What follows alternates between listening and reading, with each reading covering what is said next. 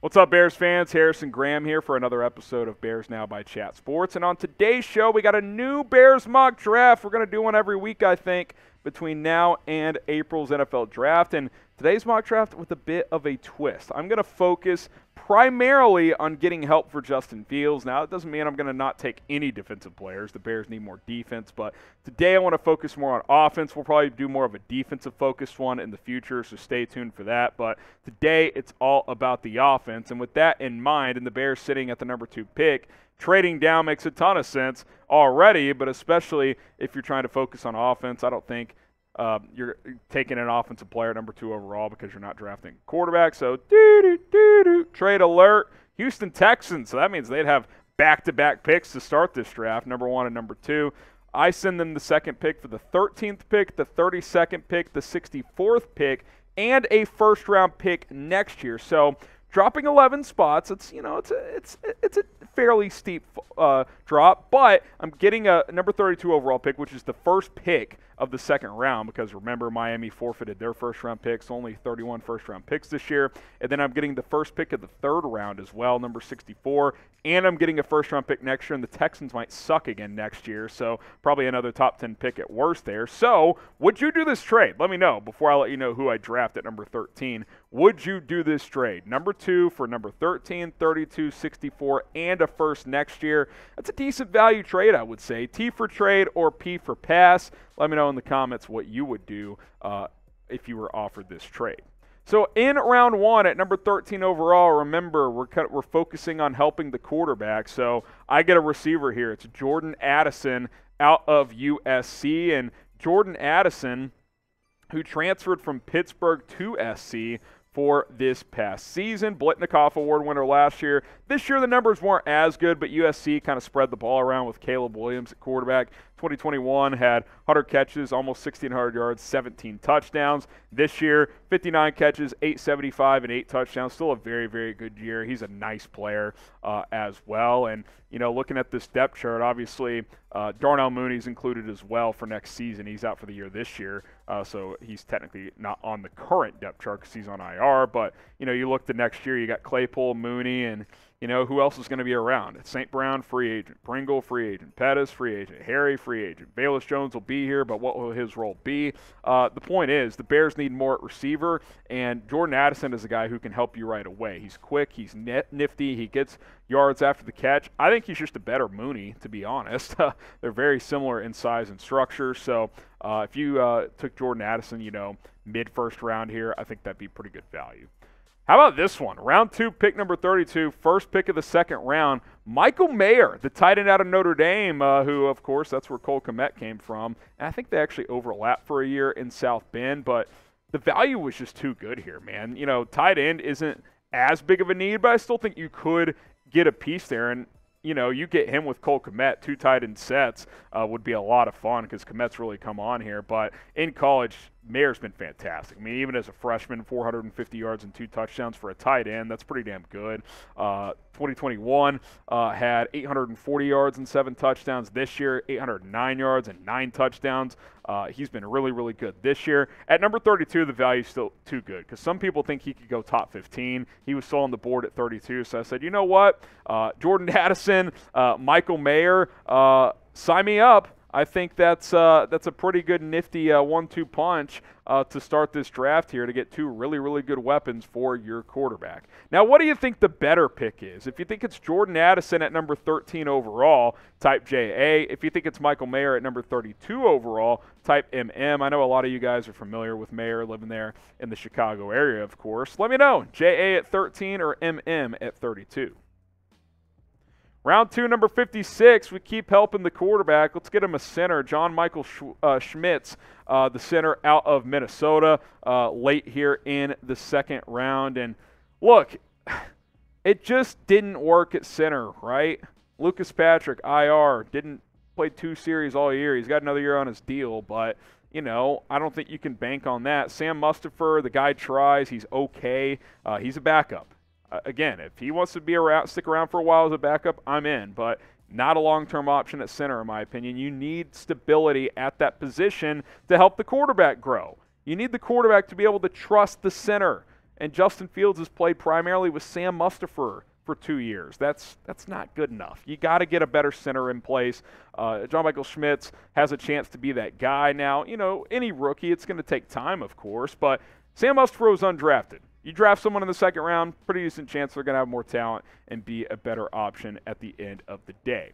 Now, while the Bears have not had stability at center, you need stability with your finances. I can promise you that. And, Rocket Money sponsoring today's show, rocketmoney.com/Bears now to download the app. They're going to help you save money because they have the ability to cancel subscriptions for you. So you probably have a subscription that you forgot about. I had one, Xbox Live. I was checking my bank statement recently. I was like, crap, I just got charged for another 3 months. And then I realized, oh my God, I haven't played in 12, 18 months. Every 3 months, $25. That adds up. I mean, $150, which 25 bucks for 3 months doesn't sound like a lot, but it adds up over, a year, 2, 3 years at a time. So what Rocket Money offers is the ability to see all of your subscriptions on one screen. You can stay on top of your upcoming bills, and they will cancel unwanted subscriptions for you. You can simply just click the cancel button next to one of your subscriptions. They'll handle it for you. You don't have to reach out to Netflix, to Hulu, to Xbox Live, Microsoft, whatever your subscriptions you have.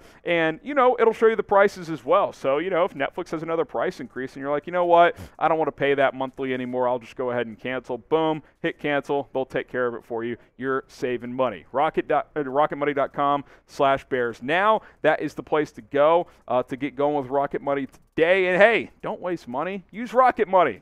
Link in the description and comments of this video. Another trade alert here as I am making another trade. Colts offered this one, so I was like, all right, I'll take this one. I send number 64 and a 2024 sixth to Indianapolis.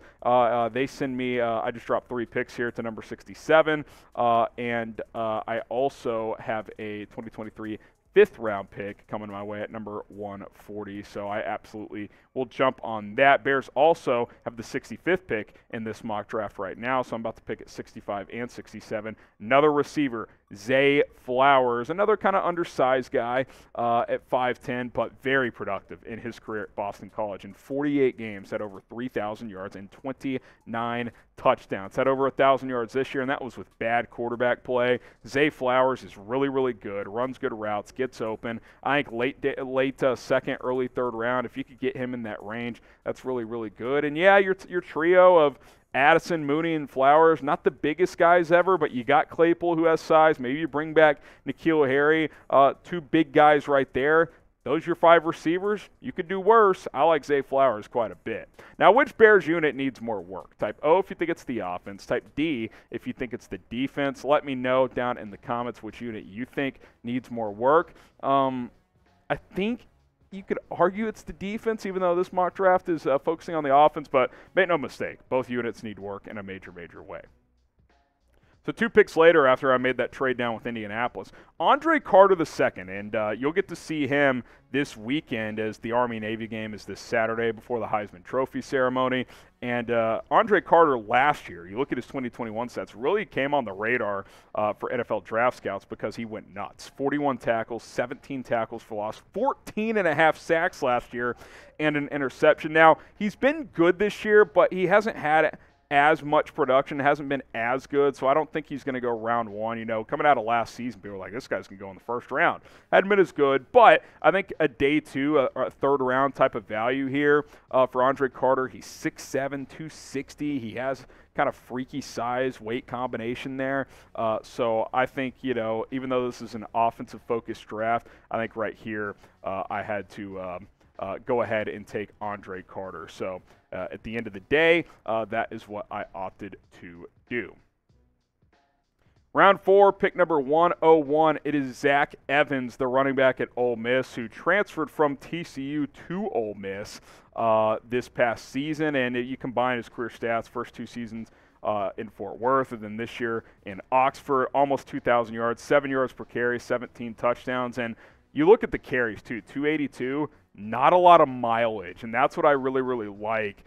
We've seen the flashes from him the last 2 years especially, but Got a little nicked up his last season at TCU. This year, split carries with the freshman at Ole Miss, Quinshon Judkins, who had a crazy season. But what's nice about Evans is he should be fresh. I mean, he's not one of these running backs. Like, for example, you guys probably know Mo Ibrahim a lot, the Minnesota running back. That guy has so many carries under his belt. Makes you wonder, how much he's going to have left in the tank. Evans is going to have a lot left in the tank in the NFL. Talented player, can run, he can catch. And look, we don't know what's going to happen to David Montgomery. We don't know if he's going to return next year or not. And if he does not, if he signs elsewhere, then I think you got to sign or draft a running back. Take a running back, 4th, 5th round. There's going to be plenty of guys available. And Evans, round 4 probably, round 3 maybe, is the range for him. If he's in the 4th round, I would probably take him there, which ended up being the case in this mock draft. Subscribe to Bears Now. We are closing in on 57,000 subscribers. Help us get there here on the channel by hitting that subscribe button. I know the team stinks this year, but we're still bringing you videos. Support us. Hopefully we're still entertaining you guys in the midst of a 3-10 season. Hit that sub button. I appreciate all the support. Zach Harrison is next up here, the edge out of Ohio State, round 4, number 131 overall. And Zach Harrison is a freaky athlete. Now, the production hasn't always been there, but he's going to be a guy that polls likes because he's going to have one of these crazy combines where he tests really well. Remember the name, Zach Harrison at Ohio State. How about this one? You ready? Servassier Dennis, the linebacker out of Pitt.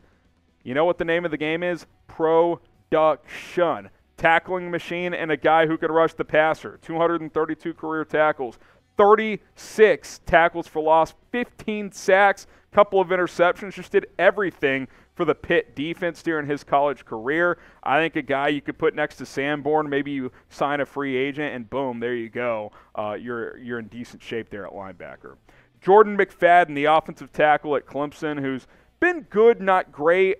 He had high expectations in college and never quite met him, in my opinion, but I think a swing tackle type that could potentially compete for that right tackle job. He's played both tackle spots in college. Obviously, at this point, I think Braxton Jones is pretty safe bet to be the left tackle next year, but maybe you bring him in, he competes with Leatherwood and Larry Borum, let the best man win at right tackle, and shore up center and the guard spots. You're not going to be stellar on all 5 spots on the offensive line next year, but if you can create more competition, that would be a good thing.